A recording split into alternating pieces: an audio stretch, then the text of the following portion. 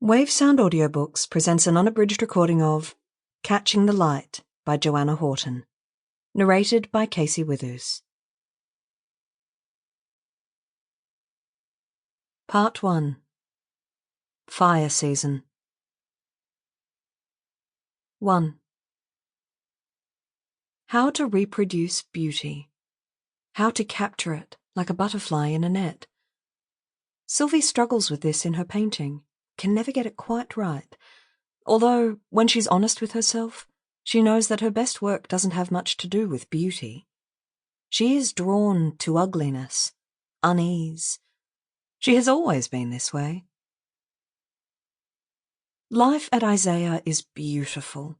That much everybody knows, and later on, when she meets people who have been there or heard about it, the fact of its beauty is what they'll always regurgitate for her.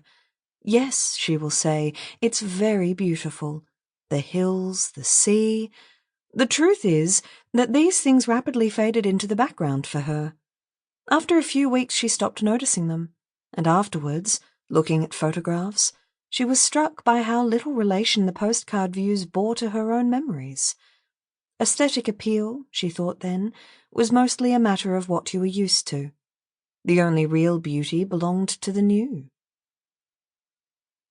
She meets Michael at, of all places, an anti-war march. She didn't realize the strangeness of this until later.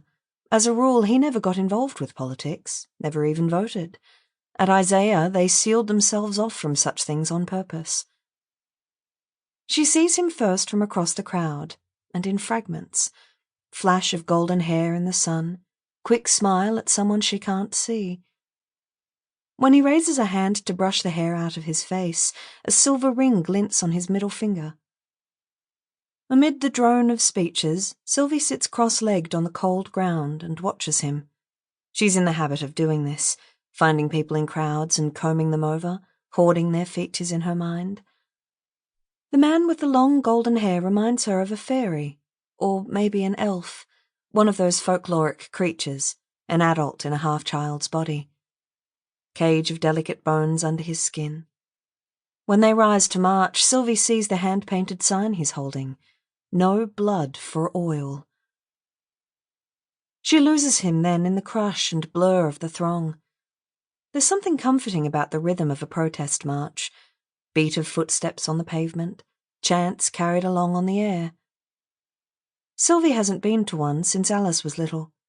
She cranes her neck to see how far the crowd snakes through the streets, half thinking to catch sight of... Sample complete. Ready to continue?